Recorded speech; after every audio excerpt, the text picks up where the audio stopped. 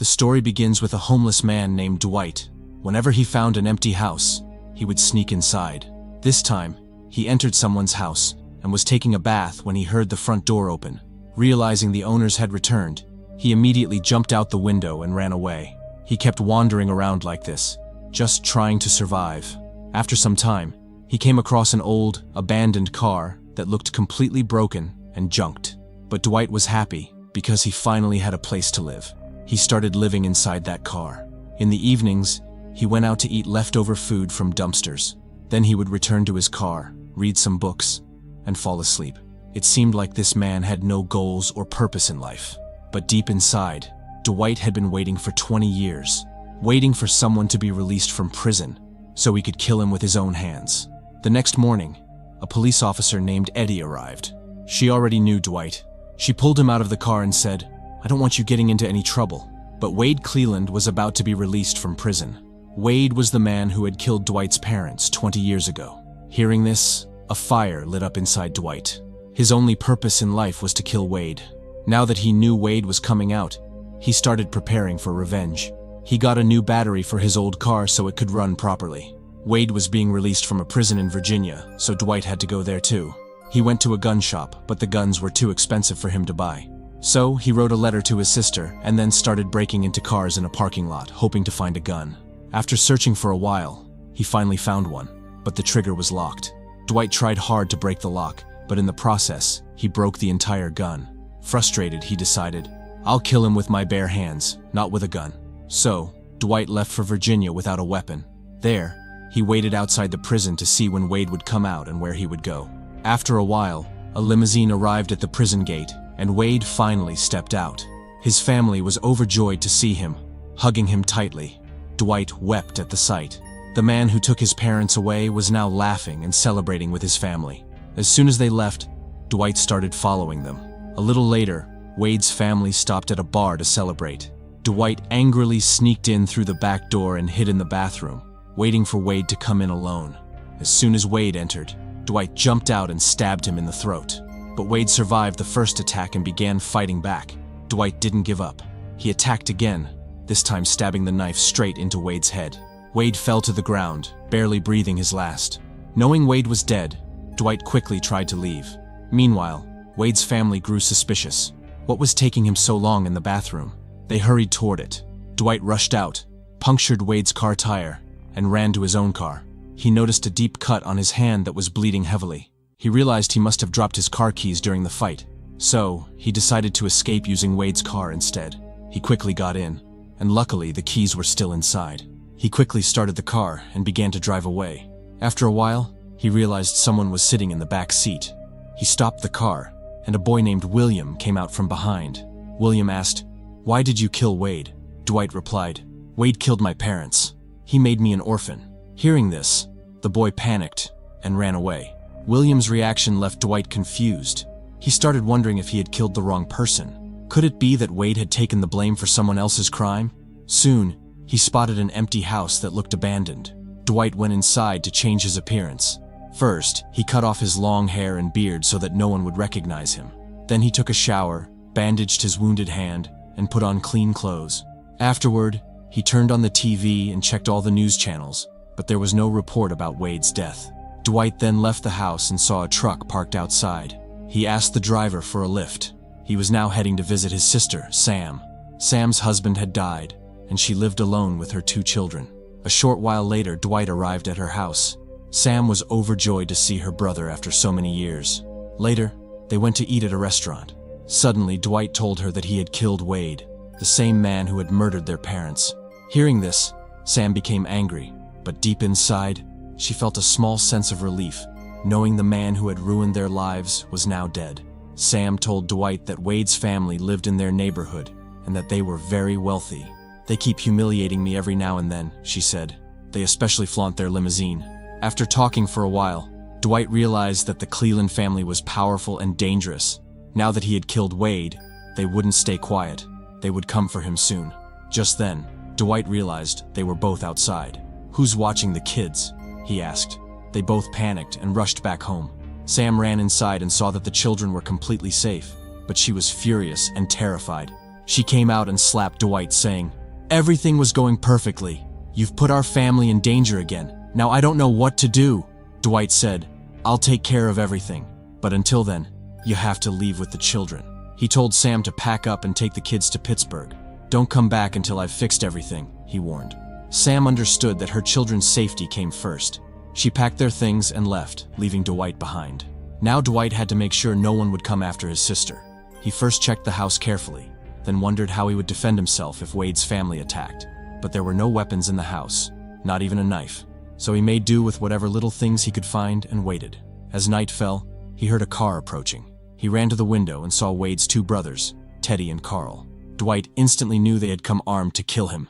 He rushed upstairs, turned on the bathroom light, and let the water run, hoping they would think someone was upstairs and head straight there instead of searching the ground floor.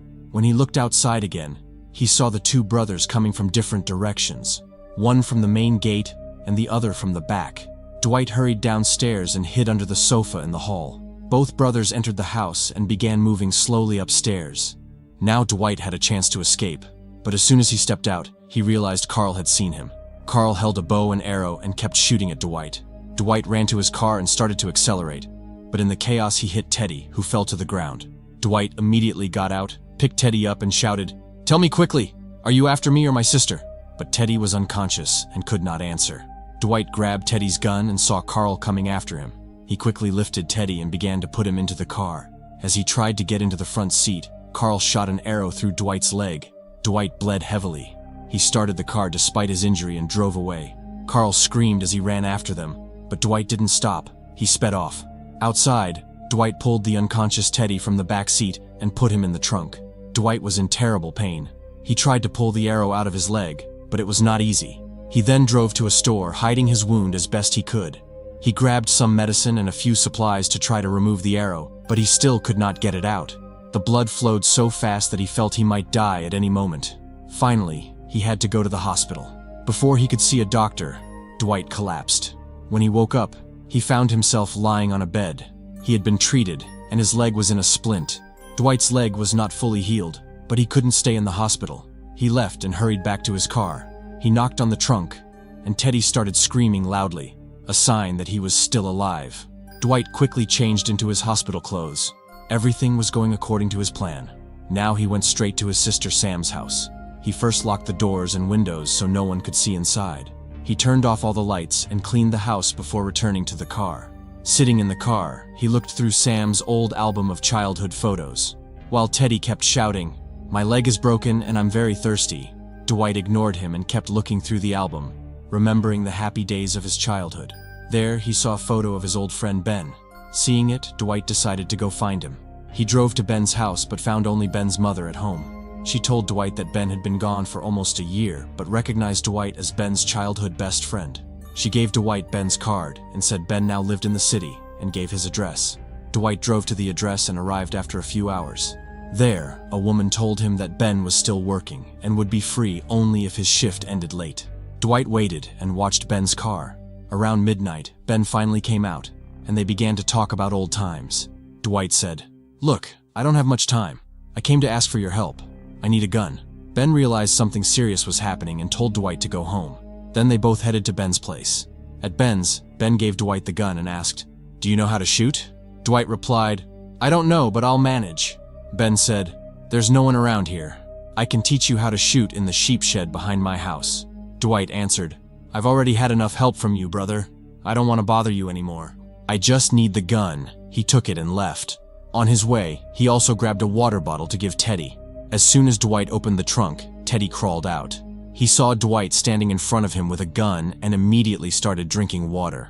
Dwight asked, "Why did you come to my house? To kill me or my sister?" Teddy replied, "We came to kill you, you bastard." Then he revealed things that shook Dwight. Teddy said, "What do you think? Your father was a decent man. He was having an affair with my mother. When my father found out, he went to your house in a rage and killed your father. But he never intended to kill your mother.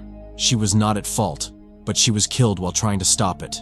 Teddy went on, "Then my dad sent Wade to jail in his place because Wade was under 18. He would get a lighter sentence." Hearing this, Dwight became crushed.